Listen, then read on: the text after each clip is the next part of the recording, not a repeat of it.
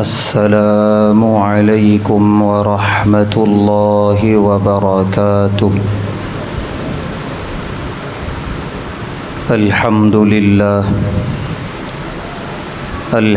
للہ نحمده ونستعینه ونستغفره ونؤمن به ونتوکل علیہ ونعوذ باللہ من شرور انفسنا ومن سیئات اعمالنا من يهده الله فلا مضل له ومن يضلله فلا هادي له ونشهد أن لا إله إلا الله وحده لا شريك له ونشهد أن سيدنا ونبينا وحبيبنا ومولانا محمدا عبده ورسوله أما بعد قال الله تبارك وتعالى في القرآن الكريم اعوذ باللہ من الشیطان الرجیم بسم اللہ الرحمن الرحیم ثم توفى كل نفس ما كسبت وهم لا يظلمون صدق اللہ العظیم۔ ہر طرح کی تعریف اور حمد و ثنا اللہ بزرگ و برتر کے لائق ہے، جس کا کوئی شریک نہیں، جس کا کوئی ساجھی اور ہمسر نہیں، جو ہمیشہ سے ہے اور ہمیشہ رہے گا۔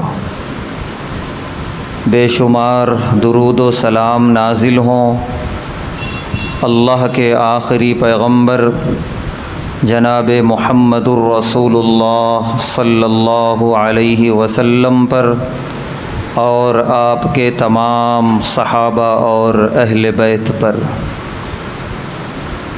محترم حضرات، ہم جس مذہب کے پیروکار ہیں یعنی مذہب اسلام، اس پاکیزہ مذہب میں انفاق فی سبیل اللہ کی بڑی فضیلت ہے، یعنی اللہ کی راہ میں خرچ کرنا۔ جو بندہ کسی یتیم، کسی غریب، کسی بیوہ یا کسی ضرورت مند مستحق پر خرچ کرتا ہے، پیارے نبی صلی اللہ علیہ وسلم نے ارشاد فرمایا کمن جاہد فی سبیل اللہ، اس کی مثال ایسی ہے جیسے اللہ کی راہ میں جہاد کرتا ہے، کیونکہ یہ کام بڑا جگر والا ہے کہ محنت اور خون پسینہ بہا کر آدمی دولت حاصل کرتا ہے، پھر اس میں سے کسی غریب کو دینا یقیناً یہ دل آسانی سے راضی نہیں ہوتا۔ تو ایک جہاد کرتا ہے آدمی اپنے نفس سے، اپنے دل سے، تب جا کے اس کا ایک حصہ نکال کے کسی غریب، کسی بیوہ، کسی یتیم کو دیتا ہے۔ تو یہ اموال خرچ کرنا جو اپنی محنت کے کمائے ہوئے ہیں یہ معمولی نہیں ہے، اسی لیے اس کی فضیلت بھی خوب بیان فرمائی اللہ نے اور اللہ کے رسول صلی اللہ علیہ وسلم نے کہ اللہ کی راہ میں جہاد کرنے کی طرح ہے۔ اور پیارے نبی صلی اللہ علیہ وسلم نے ارشاد فرمایا کہ جس شخص کے مزاج میں ہے اللہ کی راہ میں دیتے رہنا، جتنا بھی ہو اس کے استطاعت کے بقدر، وہ اس کے مومن ہونے کی دلیل ہے اور نفاق سے بری ہے۔ وہ منافق نہیں ہو سکتا، منافق یہ کام کر ہی نہیں سکتا کہ اللہ کے نام پر اپنی دولت کا کوئی حصہ نکال کے اللہ کی راہ میں لگائے۔ یہ مومن برحق ہی کرے گا، منافق نہیں کرے گا، بلکہ کمزور ایمان والا بھی نہیں کرے گا۔ اس لیے بہت زیادہ حوصلہ افزائی فرمائی، فضیلتیں بیان فرمائیں، ثواب کی خوشخبریاں سنائی ہیں پیارے نبی صلی اللہ علیہ وسلم نے ان لوگوں کو جو اللہ کی راہ میں خرچ کرتے ہیں۔ اب اللہ کی راہ میں خرچ کرنے کا دو طریقہ ہے، ایک تو عام صدقہ جو دیا جاتا ہے جو عارضی کہلاتا ہے، یعنی دینا عارضی ہے، ثواب تو رہے گا آخرت میں، ہر حال میں ثواب ملے گا۔ مثال کے طور پہ کسی غریب کو کوئی پریشانی، کوئی تکلیف پیش آئی، آپ نے اس کی تکلیف دور کر دی، اس کی مدد فرما دی پیسوں کے ذریعے، دولت کے ذریعے، بے شک یہ بہت بڑا کام کیا اور اس کا بہت بڑا اجر و ثواب پیارے خود اللہ نے فرمایا قرآن میں کہ 700 گنا تک میں اضافی ثواب دوں گا۔ تو یہ ثواب نامہ اعمال میں لکھ دیا گیا اور مرنے کے بعد یہ ثواب ملے گا، لیکن بس اتنا ہی ہے، اس میں اب اس سے زیادہ کچھ بھی نہیں ہے۔ کوئی اور ضرورت مند آیا، مستحق آیا، کوئی کسی حالات کا مارا ہوا آیا، آپ نے اس کی مدد کر دی، بے شک بہت بڑا کام کیا اور اس کا بڑا اجر و ثواب آپ کے نامہ اعمال میں لکھ دیا گیا اور آپ اس کے مستحق ہو گئے۔ انشاءاللہ کل آخرت میں آپ کو اس کے ثواب سے نوازا جائے گا۔ یہاں اتنی ہی ختم ہو گئی بات ثواب کی اور اجر کی۔ دوسرا صدقہ ہے جو صدقہ جاریہ کہلاتا ہے، اس کی بڑی ہمت افزائی فرمائی ہے پیارے نبی صلی اللہ علیہ وسلم نے۔ صدقہ جاریہ خود نام سے معلوم ہو رہا ہے کہ ایسا صدقہ جس کا ثواب لکھ کے بات ختم نہیں ہوتی، اب یہاں سے ثواب جاری ہو جاتا ہے، ہر روز لکھا جاتا ہے نامہ اعمال میں، یہاں تک کہ بندے کی جتنی زندگی تھی وہ پوری کیا، اس کی موت آ گئی، وہ مر گیا، وہ قبر میں چلا گیا، لیکن نامہ اعمال میں ثواب کا لکھا جانا ابھی بھی جاری ہے۔ یہ بڑے خوش قسمت لوگ ہیں، ورنہ موت کے ساتھ ہی اعمال کا دروازہ بند، ختم۔ لیکن صدقہ جاریہ اتنا خوش قسمت عمل ہے یہ کہ مرنے کے بعد بھی نامہ اعمال میں ثواب لکھے جانے کا سلسلہ بند نہیں ہونے دیتا اور ثواب لکھا جاتا رہتا ہے جب تک اس کا صدقہ اس روئے زمین پہ زندہ رہتا ہے۔ اسے کہتے ہیں صدقہ جاریہ۔ اس کی بڑی حوصلہ افزائی فرمائی، بلکہ ترغیب فرمائی پیارے نبی صلی اللہ علیہ وسلم نے کہ صدقہ جاریہ دو، اور آپ نے بڑی تفصیل سے سمجھایا کہ صدقہ جاریہ کیا کیا چیزیں ہو سکتی ہیں۔ آپ نے سب سے پہلی چیز ارشاد فرمائی، نیک اولاد چھوڑ کے جاؤ، بہت بڑا صدقہ جاریہ ہے تمہارے لیے۔ وہ تم چلے گئے دنیا سے، جب تک تمہاری وہ نیک اولاد تمہارے لیے دعا کرتی رہے گی، اور یقیناً کرے گی، اگر نیک بنایا ہے تو ضرور کرے گی۔ وہ دعاؤں میں تمہارے لیے مغفرت مانگے گی، رحمت مانگے گی، برکت مانگے گی، درجات کی بلندی مانگے گی، حساب و کتاب میں آسانیاں مانگیں گی، جنت الفردوس مانگے گی، نہ جانے کیا کیا مانگے گی۔ کیونکہ اولاد اپنے ماں باپ کے لیے کسی کم پہ راضی نہیں ہوتے، وہ چاہتے ہیں ہمارے ماں باپ اعلیٰ سے اعلیٰ درجات میں پہنچیں۔ تو یہ بہترین صدقہ پیارے نبی صلی اللہ علیہ وسلم نے بیان فرمایا کہ تم نیک اولاد چھوڑ کے جاؤ، تمہاری قبر پہ رحمتیں برکتیں اترتی رہیں گی، مغفرت ہوتی رہے گی، اور جنت الفردوس کے تم مستحق بنتے چلے جاؤ گے انشاءاللہ۔ تو بہت بہترین صدقہ کہ اپنی اولاد ہی کو نیک سے نیک تر چھوڑ کے جایا جائے۔ اس کے بعد پیارے نبی صلی اللہ علیہ وسلم نے فرمایا کہ صدقہ جاریہ یہ بھی ہے کہ اللہ کا کوئی گھر تعمیر کر دو، مسجد، خاص طور سے ایسے علاقے میں جہاں مسلمان تو تھے لیکن اللہ کا گھر نہیں تھا، مسجد نہیں تھی، نماز پڑھنے میں دشواری ہو رہی تھی، وہاں کسی اللہ کے نیک بندے نے مسجد تعمیر کر دی، بہت بڑا صدقہ جاریہ ہے۔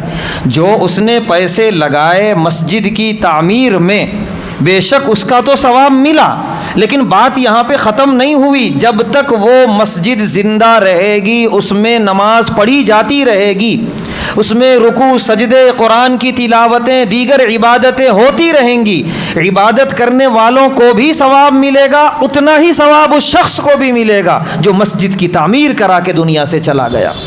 بہترین صدقہ جاریہ۔ بلکہ حدیث کی تشریح میں محدثین نے یہ بات لکھی ہے کہ اگر کوئی بندہ ایسا ہے کہ اس کے پاس اتنی دولت نہیں کہ وہ پوری مسجد تعمیر کر دے، اپنی استطاعت کے بقدر جتنا ہو سکے مسجد میں حصہ لے لے. مسجد کی تعمیر ہو رہی ہے تو تعمیر میں یا مسجد میں جس چیز کی ضرورت ہے اس چیز میں اپنی استطاعت کے بقدر حصہ لے لے، یہ بھی کافی ہے. وہ شریک ہو گیا ثواب میں، کیونکہ اللہ نے فرمایا میرے خزانے میں کمی نہیں ہے، میں اتنا تول کے دینے والا نہیں ہوں کہ کس نے کتنے پیسے دیے اتنا ثواب دیا جائے. نہیں، وہ حصے میں شریک ہو گیا، بات ختم. ثواب سب کو برابر ہے. ایک مصلے کے برابر بھی کوئی آدمی اگر خرچہ دے دیا مسجد میں، محدثین لکھتے ہیں پوری مسجد کی تعمیر کے برابر ثواب ملے گا. الحمدللہ.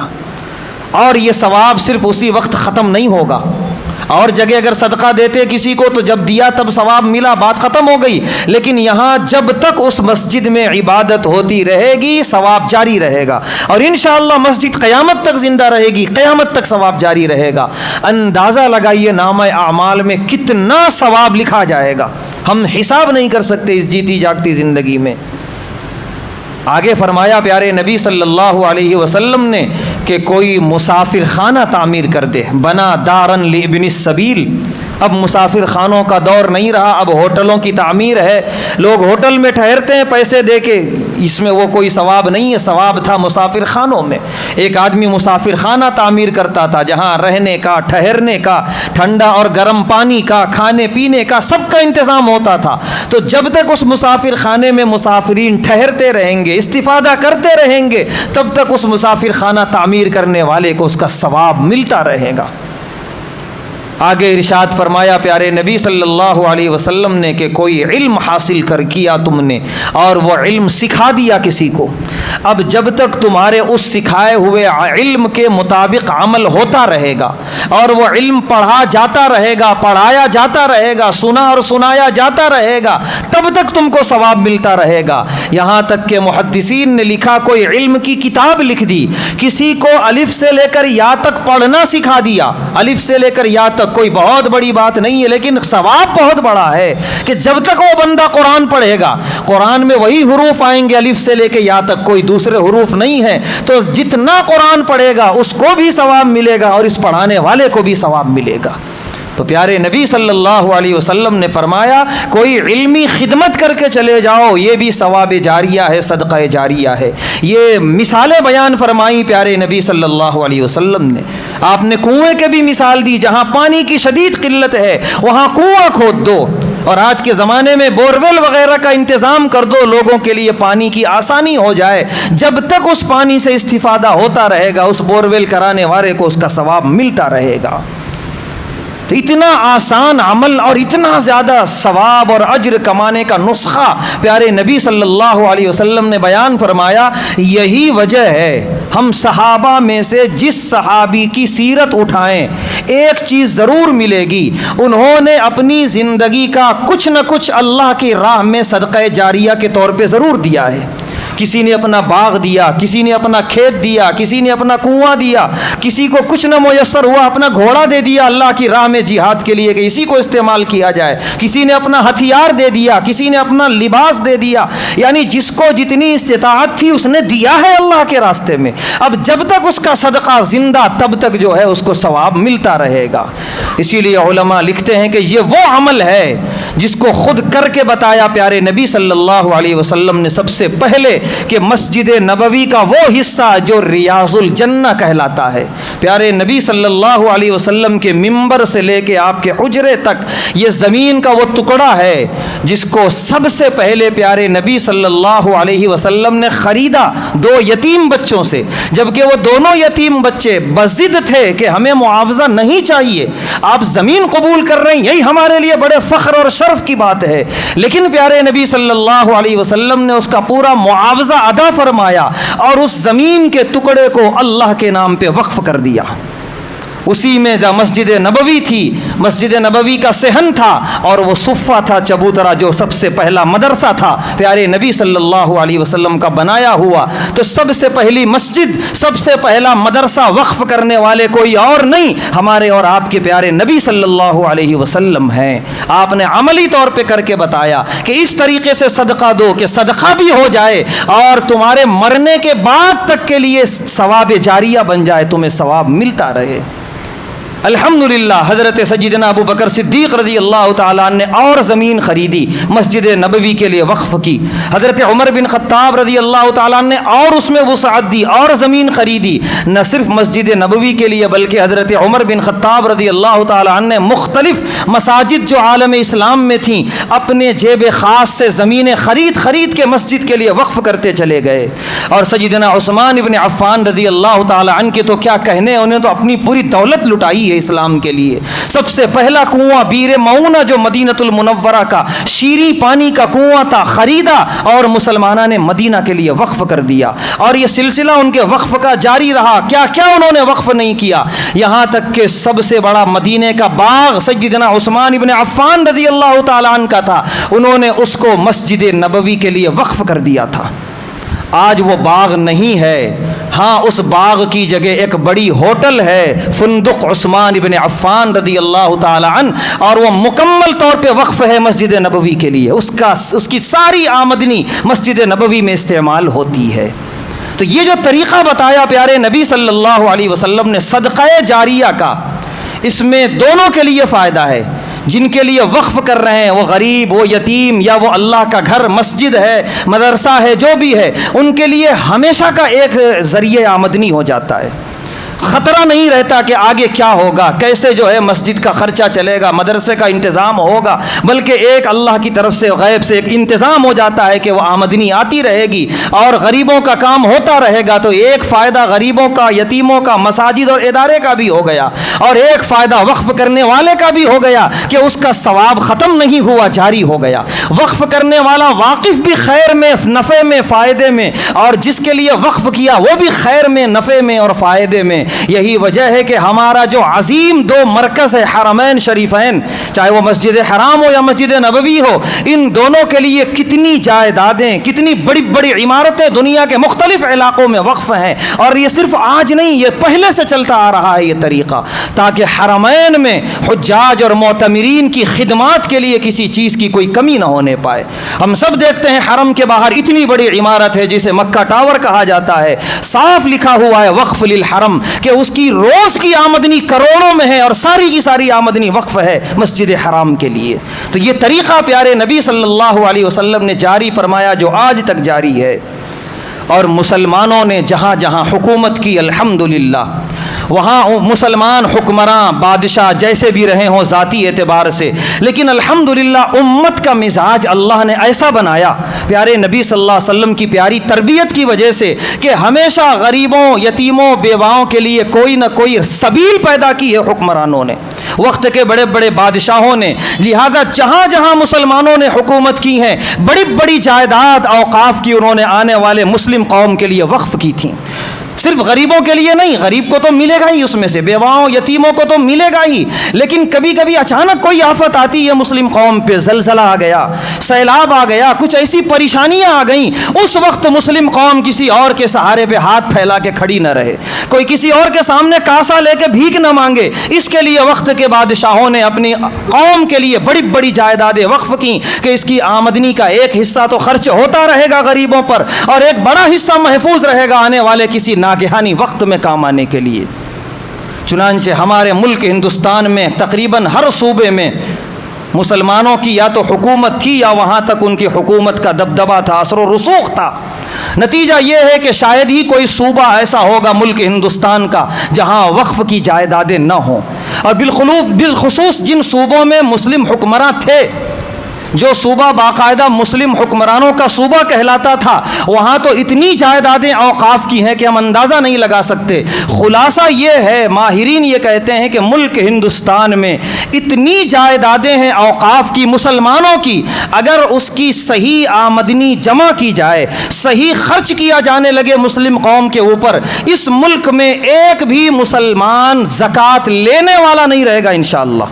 اتنی جائیداد ہے الحمدللہ۔ لیکن افسوس کی بات یہ ہے 50% سے زائد غیروں کے قبضے میں ہے، اس میں غیر حکومتیں بھی ہیں، صوبائی حکومتیں، اور غیر مسلمین بھی ہیں جنہوں نے قبضے کر کے بیٹھے ہیں۔ 50% سے زائد 55% تک تقریباً ہماری پرکھوں نے ہمارے لیے جو زمینیں چھوڑی تھیں، جو جائیدادیں چھوڑی تھیں، تاکہ ہم غربا کے لیے کام آئے، مسلم غربا کے لیے، یتیموں کے لیے، اور بحیثیت قوم پوری امت مسلمہ کے لیے وہ جائیداد کام آئے۔ ناگہانی وقت میں انہوں نے سوچا بھی نہ ہوگا کہ ہر چوراہوں پہ کھڑے ہو کے مانگنے والا مسلمان ہوگا، ہر بینک کے باہر کھڑے ہو کر ہاتھ پھیلانے والا مسلمان ہوگا، ہر مسجد کے باہر کھڑے ہو کر صدا لگانے والے مسلمان ہوں گے۔ وقت کے بادشاہوں نے سوچا نہ تھا، اتنی جائیدادیں انہوں نے وقف کی کہ مسلمان محنت بھی کریں اور بادشاہوں کا چھوڑا ہوا اتنا ہو کہ ان کے لیے کافی اور شافی ہو جائے۔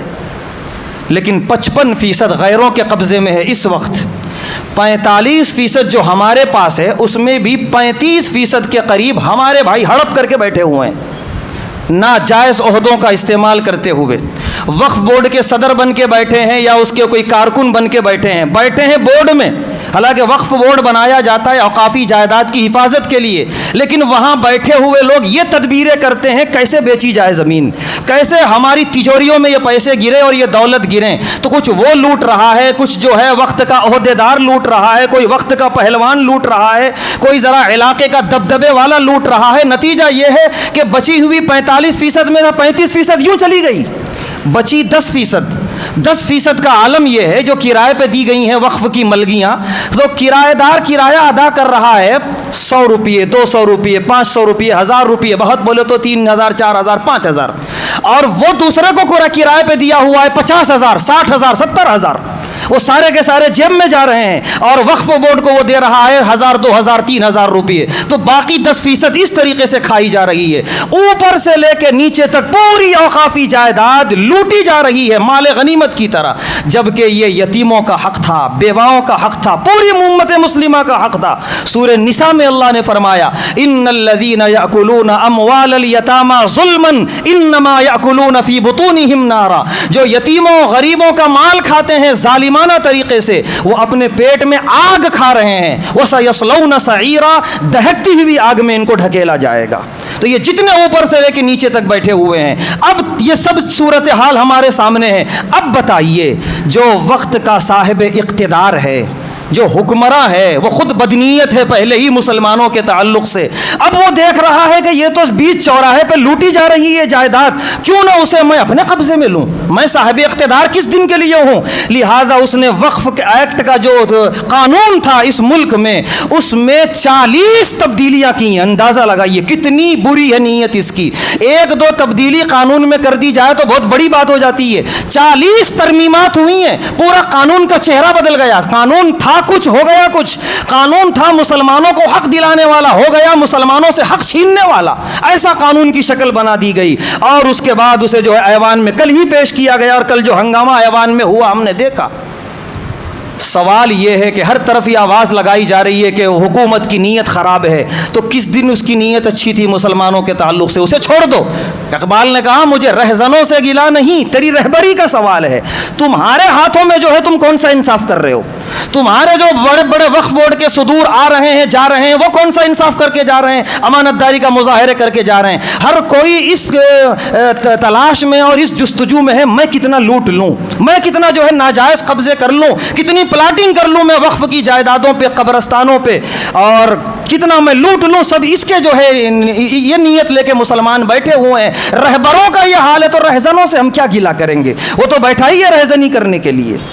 ہم جس صوبے میں رہتے ہیں، صوبہ تلنگانہ، ہم کو معلوم ہونا چاہیے یہاں کے وقت کے بادشاہوں نے جو مسجدیں تعمیر کی ہیں، صرف مسجد تعمیر کر کے چھوڑا نہیں، ہر مسجد دیکھیے آپ، اضلاع میں جائیے، کہیں بھی جائیے، ہر مسجد کے ساتھ 1 ایکڑ زمین، 2 ایکڑ زمین، 3 ایکڑ زمینیں چھوڑی ہیں مسجد کے لیے کہ کل ہو کے اس میں کھیتیاں کرو یا اس میں دکانات بنا کے تعمیر پہ دو اور اس کا خرچہ مسجد میں استعمال کرو۔ کہیں ایسا نہ ہو مسجد تو ہم نے بنا دی، تمہارے لیے بوجھ نہ ہو جائے اس کا چلانا، لہٰذا ہم اس کا بھی انتظام کر کے جا رہے ہیں۔ نتیجہ یہ ہے کہ کتنے تو بادشاہ ایسے گزرے ہیں، اللہ اچھا رکھو، کہ انہوں نے صرف زمین وقف نہیں کی، ملگی دکان بنا کے بھی دے دیا انہوں نے کہ تمہارا کام ہے صرف کرایہ حاصل کرنا۔ آج حال یہ ہے کہ دکانوں پہ قبضے، زمین پہ قبضے، ملگیوں پہ قبضے، اللہ کی مسجد ویران۔ جس کے لیے بنائی گئی تھی یہ تعمیرات، اس پہ تو قبضے کر کے ہڑپ کر کے بیٹھے ہوئے ہیں، اور جس کے لیے تھی، جس مسجد کے لیے، اس کی آبادی کی فکر نہیں ہے۔ اگر مسجد آباد بھی ہو رہی ہے تو اللہ اللہ کر کے بہت زور لگا کے صرف مسجد مل رہی ہے، مسجد کے تحت جو ایکڑوں کی زمین تھی سب غائب ہے، سب مقبوضہ ہیں، کوئی غیر قبضہ کیا ہے تو کہیں کوئی اپنا قبضہ کیا ہے۔ یہ حال ہے اوقافی جائیدادوں کے تعلق سے خود ہمارا۔ اگر ہم اس کے تعلق سے امانت دار ہوتے، اس کے امین ہوتے، اس کو خیانت سے بچاتے، اس کی حفاظت کرتے، کما حقہ، اس کی آمدنی جیسی ہے ویسے حاصل کر کے ویسا تقسیم کرتے، کسی وقت کے فرعون کو ہمت نہیں ہوتی ادھر آنکھ اٹھا کے دیکھنے کی۔ اس نے دیکھا یہ لوٹی جا رہی ہے، یہ برسر عام، تو لہذا ہم کیوں پیچھے رہیں گے، تب جا کے اس نے آگے ہمت کی ہے۔ لیکن کل کا شور شرابہ یہ بتایا کہ ابھی اتنا آسان نہیں ہے وقت کے حکمراں کے لیے قانون میں اتنی بڑی تبدیلی، لیکن وہ جو بھی ہو آگے والا وقت بتائے گا۔ ہمارے لیے ذمہ داری یہ ہے، یہ ایوان سے باہر بیٹھے ہوئے ہم لوگوں کے لیے، کہ ہم میں جو اوقافی جائیدادوں پر قابض ہیں، امانت داری کے ساتھ جا کے وہ جائیدادیں حوالے کر دیں، جس کی ہیں وقف کے حوالے کر دیں، اور وقف بورڈ کی ذمہ داری ہے کہ پوری امانت داری کے ساتھ اس کو مقسوم کرے، اس کی تقسیم کرے، تاکہ حقدار کو اس کا حق ملے۔ اور جہاں ہمیں معلوم ہو کہ جائیدادوں پہ قبضے ہو رہے ہیں، کوئی رشوت دے رہا ہے، کوئی رشوت لے رہا ہے، نڈر ہو کے آواز اٹھائیں، صدائے احتجاج بلند کریں، یہ ظلم ہے۔ اس ظلم کو دیکھیں گے تو کل ہمارا بھی گریبان پکڑا جائے گا آخرت میں۔ خاموشی نہیں بلکہ آگے بڑھیں، اور جہاں جہاں ناجائز قبضے ہو رہے ہیں وہاں بالکل صدائے احتجاج بلند کریں، تاکہ کل میدان آخرت میں ہمارا شمار ان لوگوں میں نہ ہو جو خاموشی اختیار کر کے ظالم کا ساتھ دے رہے تھے، کم سے کم ان میں ہو جو آواز بلند کر کے اس کے خلاف تھے، نفرت اپنے دل میں بسائے ہوئے تھا، تاکہ ان جیسا عذاب ہمیں نہ ہو سکے، ہم بچ سکیں۔ لہذا ضرورت اس بات کی ہے کہ ہم خود اوقافی جائیدادوں کے تعلق سے بیدار ہوں، اور جو اوقافی جائیدادوں پر قبضہ کیے بیٹھے ہیں سوشل بائیکاٹ کیا جائے، ان سے دوری اختیار کی جائے، ان سے نفرت کی جائے، اور انہیں بتایا جائے کہ تم بدترین کام کر کے بیٹھے ہو اوقافی جائیدادوں پہ قبضہ کر کے۔ یہ پوری امت مسلمہ کا حق ہے، امت کے غربا کا، یتیموں کا، بیواؤں کا حق ہے، اور وقف کرنے والے نے جس نیک نیتی سے وقف کیا تھا تم اس پر جو ہے ڈاکہ ڈال رہے ہو، کل میدان آخرت میں بہت سخت پوچھ ہونے والی ہے۔ یہ ہماری ذمہ داری ہے ایوان کے باہر بیٹھے ہوئے لوگوں کی، کہ ہم اوقافی جائیدادوں کی حفاظت کرنے والے بنے۔ اللہ تبارک و تعالیٰ سے دعا ہے، اللہ تبارک و تعالیٰ ہم تمام کو غریبوں، یتیموں، بیواؤں کے اموال کے تعلق سے امانت داری کا مظاہرہ کرنے کی توفیق عطا فرمائے، حرام لقمے اور حرام جائیداد سے ہم سب کی حفاظت فرمائے۔ وآخر دعوانا الحمد للہ رب العالمین۔